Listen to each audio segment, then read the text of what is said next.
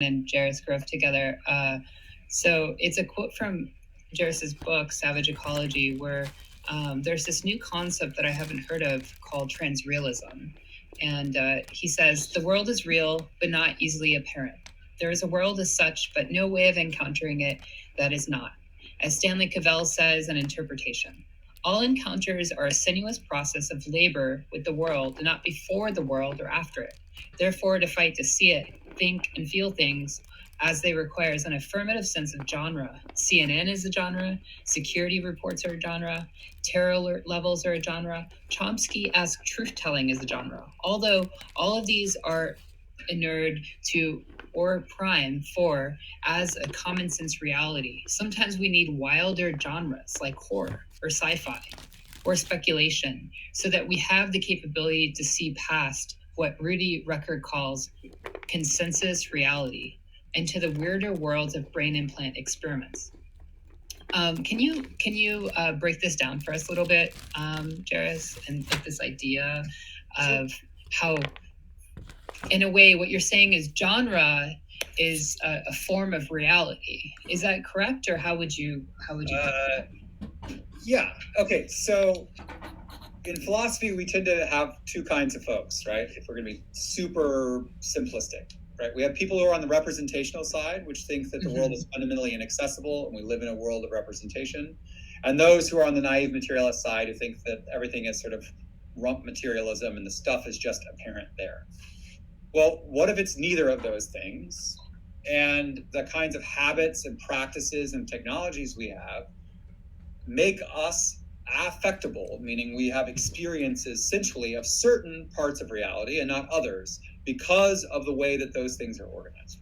Right. So that's what I think Rudy Rucker means by, right, consensus reality is. It's not that like somehow sorry, somebody is very irritated that I've done violence to Immanuel Kant. But super simplistic.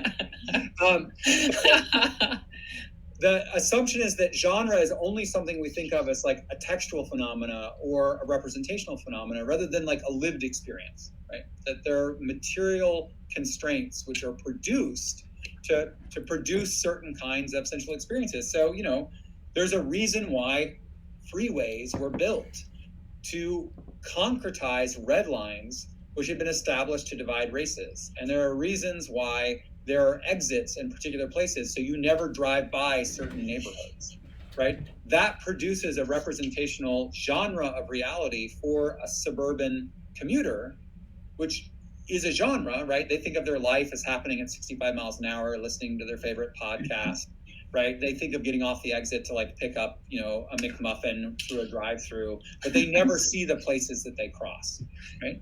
That's a very different genre than living like on the south side of Chicago and there literally isn't an L stop, right? There's only a metro stop and the metro stop goes by like 6 blocks, but nobody can get on it. And so your life is one on foot, right? And on foot you see homeless folks and you see crime take place and you deal with intimidation from police and you encounter the world in a radically different way. And so the idea is that these aren't just genres of literary practices or genres of cinematic practices, but that life is a kind of genre practice. And I think that's, I don't know, I thought Rucker's version of that was really powerful because I think, artists have always known that. That's why they do art. Because they're intervening in those things all the time. But policymakers and the people who read IR tend to think, oh, well, the artists get to play in the representational world and we do the real things in the materialist world. But, we're only affected by aesthetics when we like watch things, not when we do things. So I was trying to sandwich those together a bit. Yeah, I think I remember from your lectures that I attended that one of the things that, wow, we just lost like 100 people. It's because my that's butchered Kant for everybody. Oh, it's everyone's bedtime. I think it's everyone's bedtime all of a sudden or something. Bedtime, okay. But no, I remember in one of the courses that I took with you when we were talking about geopolitics, one of the things that I thought you said was that, we tend to think about the world in this analytical way, basically, and that we know that war is terrible. We know that geopolitics is terrible. We know that torture, and that was the focus of the course, is torture, is really terrible. But the thing is that we don't talk about these things in the correct genre almost. If you put these conversations into the horror genre, you start to really understand that that the world is actually more horrific than horror films, I think is what you said. Is that close enough, or would you correct me? Or like, to talk about Alex's movie, Yeah. What borders on horror in the film isn't because we're shown monsters or because we're actually shown explicit images of violence. It's like the same reason why there is a kind of Lovecraftian horror element to the original Jaws movie by accident, because the shark doesn't show up, right? So much of the film is about anticipation, like what horrible thing is about to happen when we encounter the homeless twin, right? Like, what horrible thing is about to happen when we're watching these baby birds, right? We're constantly confronted by these images of vulnerability, which then don't follow, like, it doesn't happen, right? Like, the thing that we're worried about happening doesn't happen, and actually being deprived of the closure of that violent thing, right? Thinking that torture is something that we can represent to ourselves, right? Through shows like 24 or whatever, right? Is way less scary than, like, the way that 1984 ends in just like this door closing. Like, who the hell knows what's happening on the other side of that door, right? So like those kinds of moments, I think, they produce the affects which sort of easy representation thinks it's doing by being more accurate. But by being more accurate, it's giving us more of the kind of representational, like, prosthetics to protect ourselves from the thing that we don't really want to experience, because we can manage it through almost the explicitness of its representation. It's so apparent, it's so real, right, that we can have a distance from it. And in some ways it's like the difference between fear and anxiety, right? We have a way to respond to something that's right in front of us. But it's that inability to know what comes next, which I think really produces that tension, that, until we see like the bird's nest filled with ants, and then there's like actually maybe some like full on gore horror. But like before that, it's just like all of these like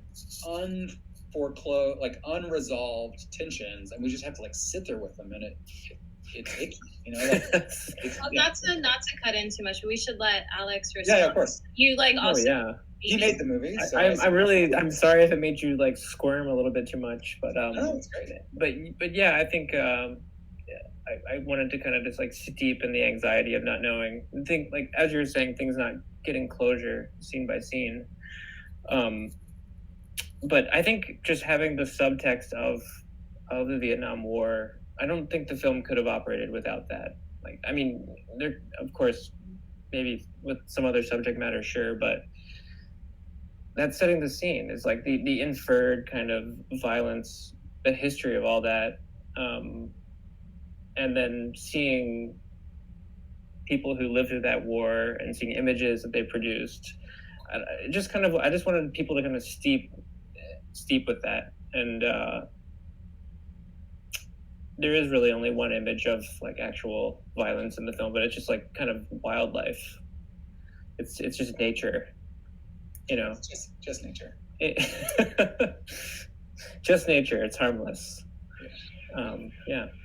But I think one of the most in your film, it's not about overt violence. It's about the anticipation of it. It seems like we're waiting the whole time. It's like a whole buildup, right? And it kind of reminds me, like back in the day, there was these. This is like a really kind of like unrelated, might feel like an unrelated example, but there was these hardcore bands, and there is this technique they would use where they would really build up for like 2 minutes, and you're like, what are they doing? And I remember when I first heard that, I was like, what are they? They're just building up the anticipation for so long. And then the ones I really liked were the bands that it didn't go anywhere, or like there's these bands like Yellow Swans where like it's just the whole experience just complete build up. And that's what your film is. It's just it's like they say, like the threat of violence can sometimes seem more violent than actual violence, and that's that's really what I was feeling, and that shows up as like anxiety and deep terror, like deep psychological terror. It's a little more psychological, which is probably why, I actually had submitted the film to some horror film festivals to like see if it really fit their expectation of genre. And it didn't get into any of these horror film festivals. And that's fine. Because I think that they're trying to get horror. They're trying to get, they might fetishize actual blood and, and gore and stuff. And, that wasn't really the point of the picture. But I was hoping that they would accept it. But so it kind of just like, I don't really know where it fits in as an actual genre, since we're talking about genres, but historical fiction is what I would label it, and then kind of psychological horror as another genre. Yeah, I feel like it should get into horror films just for having twins, right? I was kind of curious about that choice, actually.